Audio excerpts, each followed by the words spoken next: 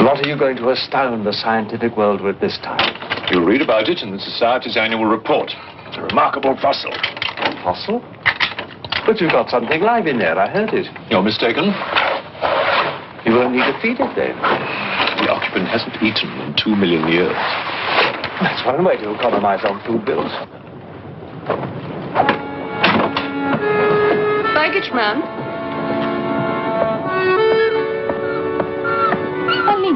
What's the matter with you? Yes, Countess? You have a safe of valuables? Yes, Countess. I shall make out a receipt.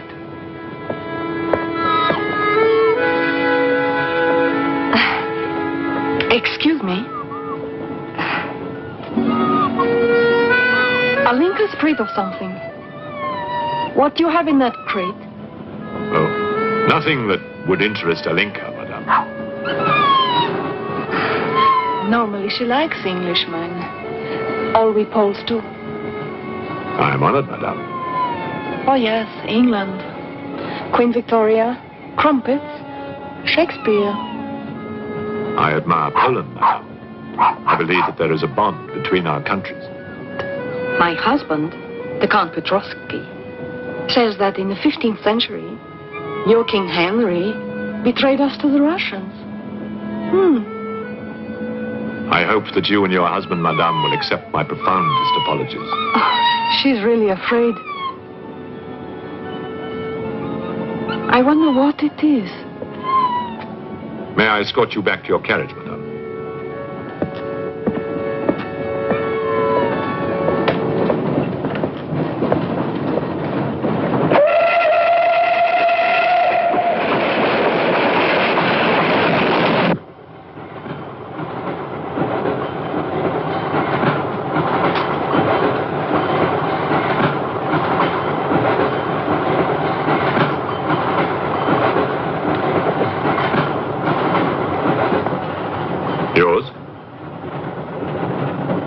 Thank you.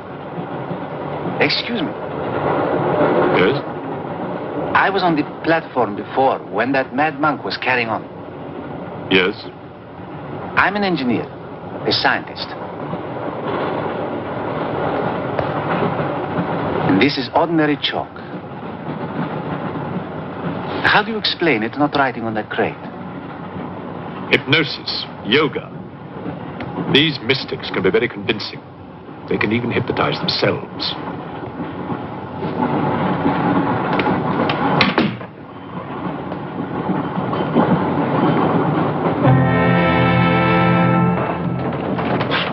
The first food we will pick up. Who will pay for it, sir? Oh, just give an account of how much you spent. If someone were to drill a little hole in this crate during the night and take a look at what's inside, I'd be very grateful.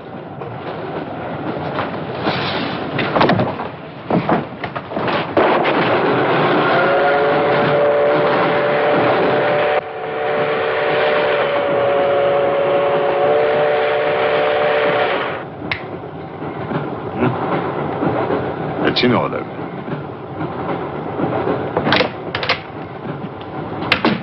Help me. In what way, madam?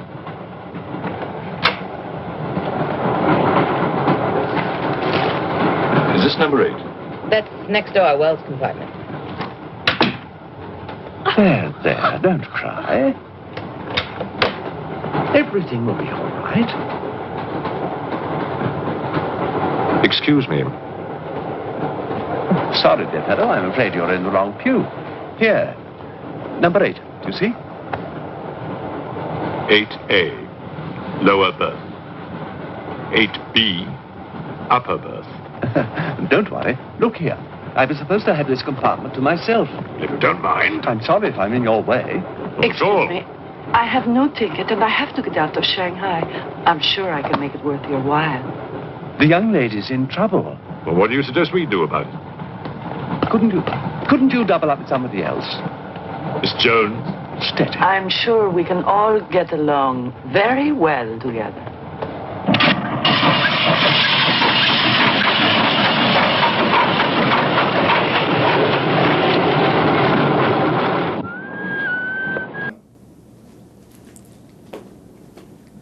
I want to tell you about a date I had last night.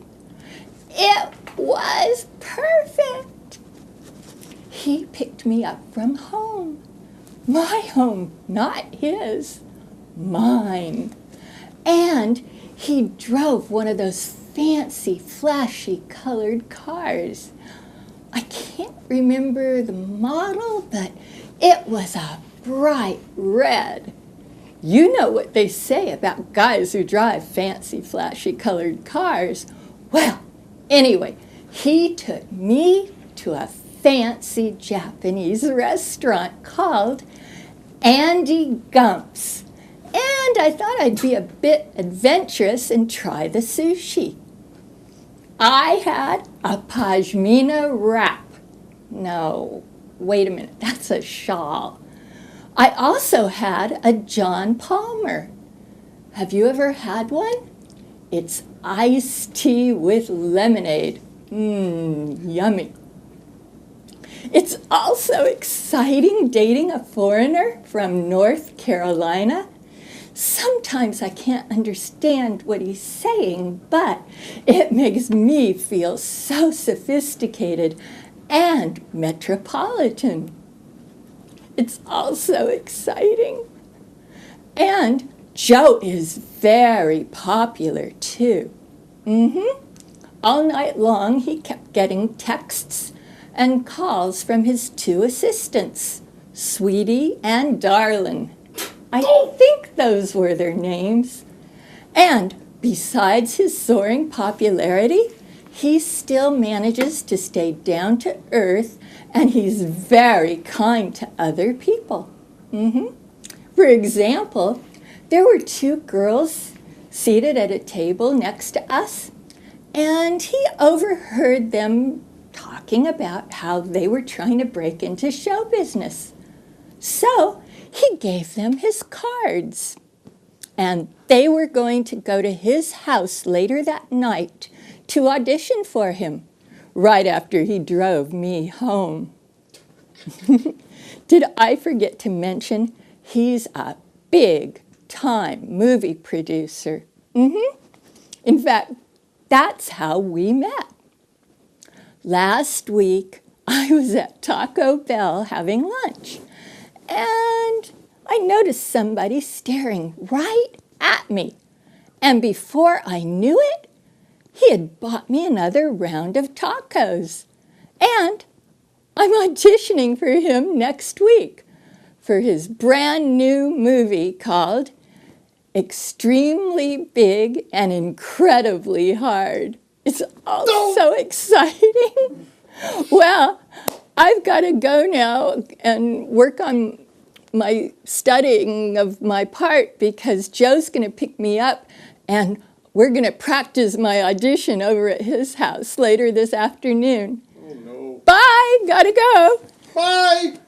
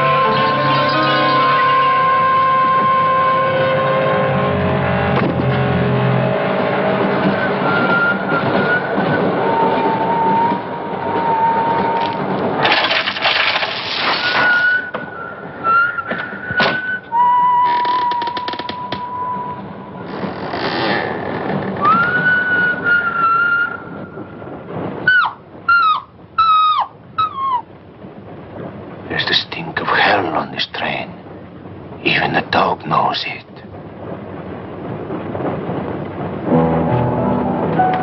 When the Englishman comes to call, what should I wear? Sure of yourself, aren't you? The blue one with the décolleté. Or perhaps the red one. You're jesting with her immortal soul. That's why we keep you, Pujardov. Our immortal souls are your concern.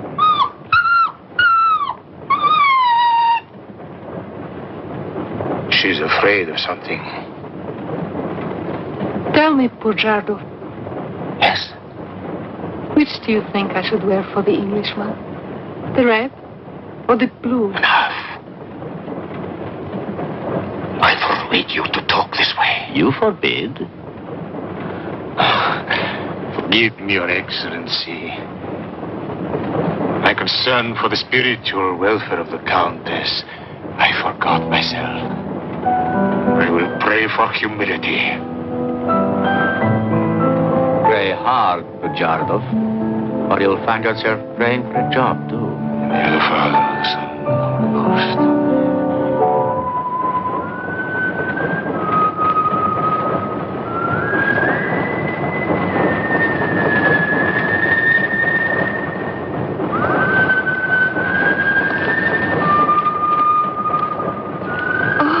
It's the piece I was playing.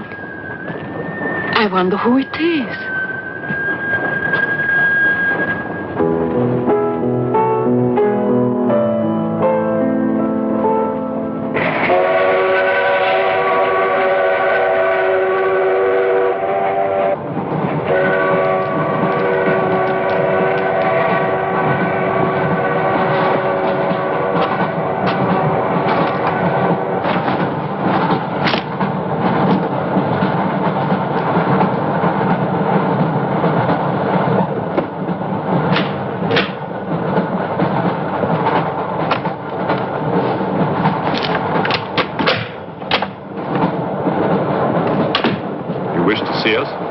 I thought one of you might know what happened to the baggage man. I haven't the remotest idea. What about you? Perhaps it had something to do with what's inside that crate. I agree with you. He was trying to open it when something happened. What?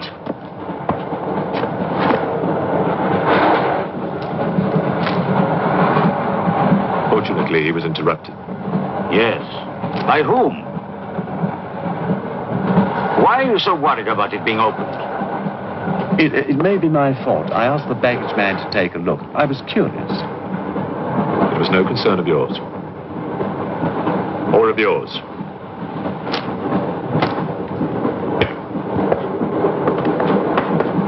One man dead, another missing. It's time we open this box. You will do no such thing. Give me the key.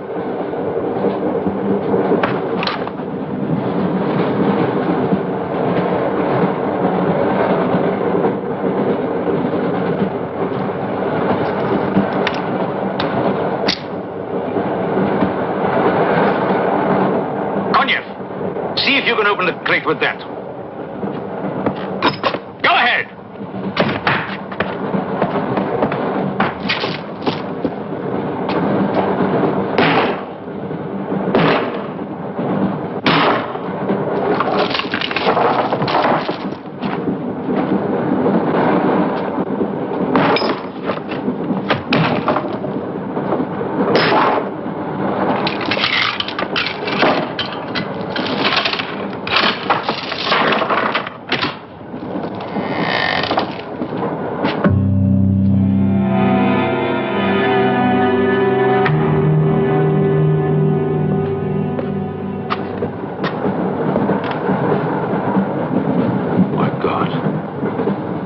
The baggage man. What was in there? I told you, a fossil, part ape, part man. It lived 2 million years ago. Are you telling me that an ape that lived 2 million years ago got onto that crate, killed the baggage man and put him in there, then locked everything up neat and tidy and got away? Yes, I am. It's alive. It must be. Lock him up. We'll search the train and find it, whatever it is, and destroy it. But if it's alive... I want this kept quiet. I don't want to panic the passengers.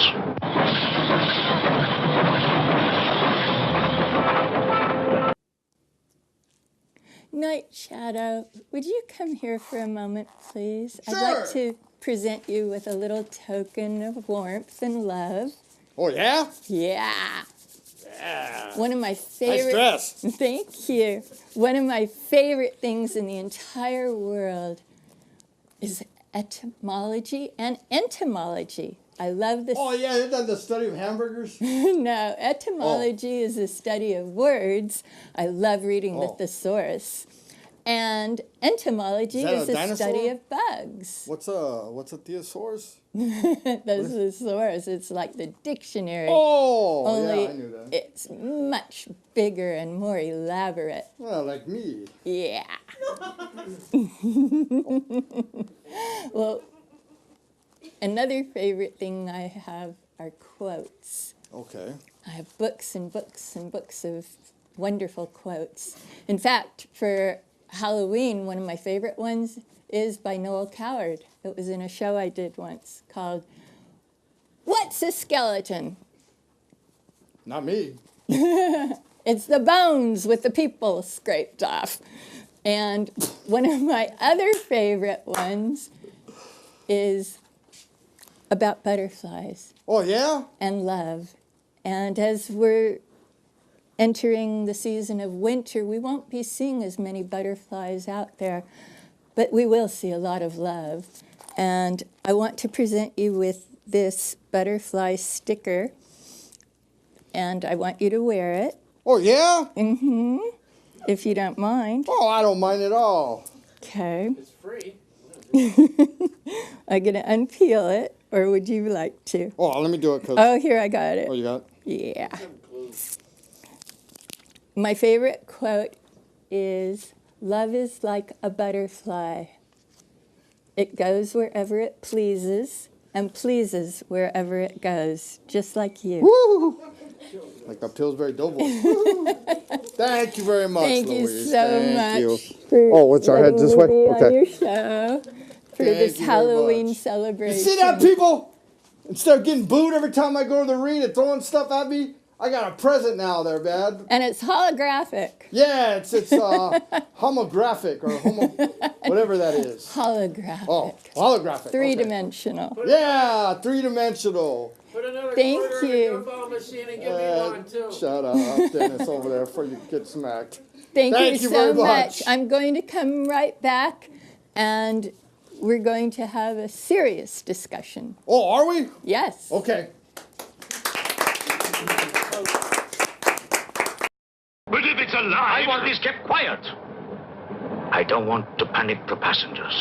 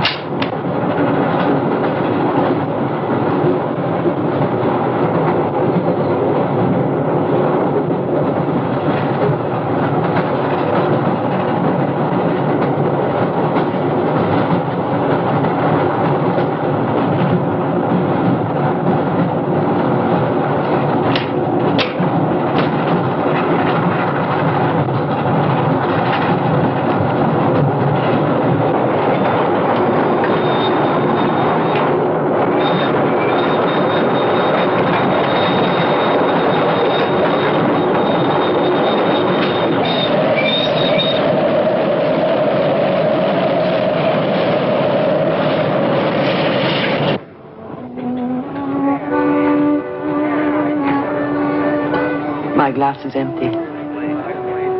Oh, forgive me. My mind was elsewhere.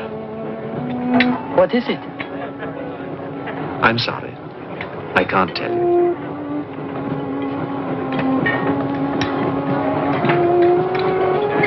Good evening.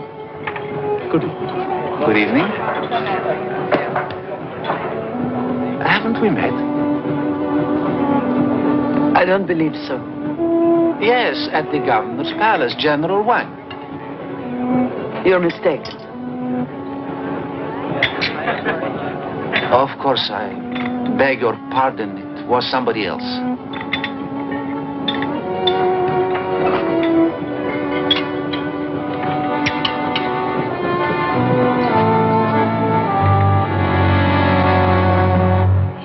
What's the matter? The eye of that fish.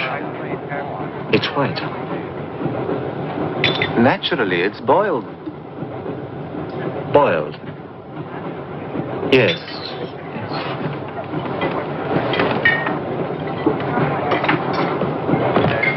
Is it true you're a doctor?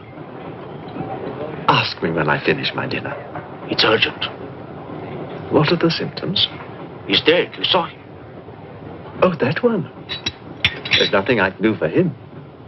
Now there's one more dead. One of my soldiers. The same white eyes. I want to know the cause of death. Who's dead? Keep your nose out of it. You didn't hear anything. Excuse me. Is Professor Sexton's fossil still at large? I think the fossil, or whatever it is, escaped. Jumped off the train. Miss Jones, I shall need your assistance. Yes, well, at your age, I'm not surprised.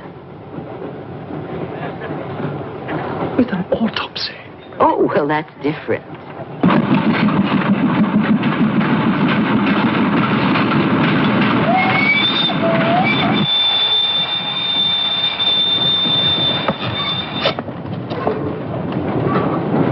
Very curious.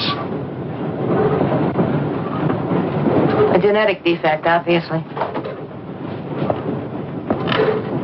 Scalpel? Mm-hmm. Can you keep that still?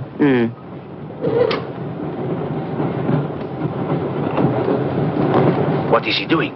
Trepan.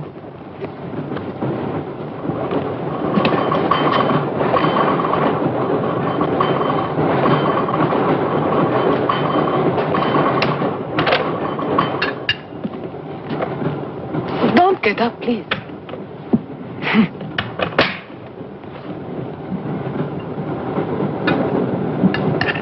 I see you have decided to dine alone, Sir Alexander. I've eaten in worse circumstances and in worse company.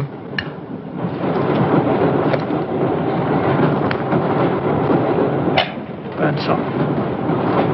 Here you are, Doctor.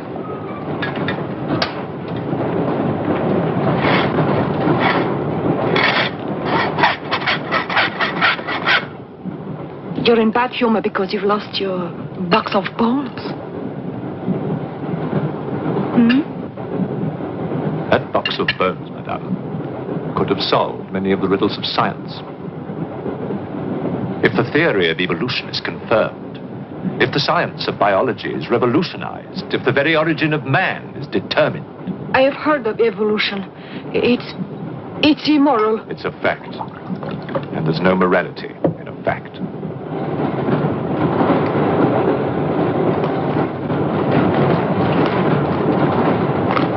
And what about the baggage man? And that poor thief at the station? What about them? They are dead. Was your creature responsible for that? Probably. And you don't care? A baggage man and a thief?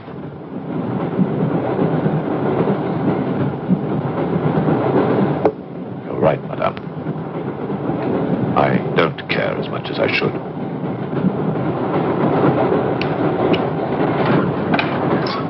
Can you tell me how he died? Smooth as a baby's bottom. You saw this man today and he was normal. Absolutely. It must be a mutation, a freak of nature. What's so special about this brain? Learning and memory are engraved on the normal brain, leaving a wrinkled surface. This brain has been drained. The memory has been removed, like chalk erased from a blackboard.